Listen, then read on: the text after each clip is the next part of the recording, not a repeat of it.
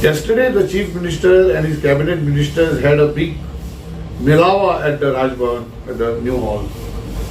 And the purpose was that all those who were selected for various jobs in different departments were called there so that they would be given their letters.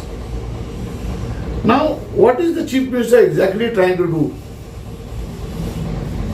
It is well known that the legislature, the executive, the judiciary and the press are all different functions and all independent from each other.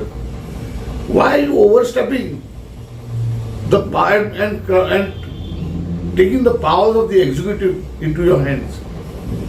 By doing this, what have you projected yourself as? That the executive has done the selection of the staff and you are becoming a postman government, giving them the letters? Or are you trying to send a message that you have chosen all of them? The Chief Minister may be the executive head, but there has never been such a precedent that you give the letters.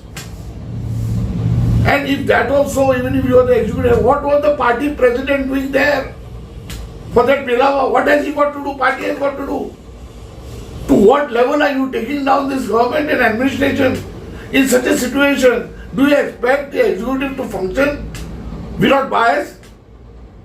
Are you trying to tell the executive that you are the boss and you can do anything with them? Are you trying to say the executive is weak? I appeal to the executive to stand firm against, within your rights. Stand firm within your rights, not bend.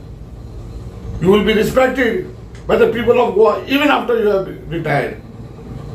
Because we can see the judiciary has started to stand up very strongly. The case in point is the very recent, the selection of the Election Commission.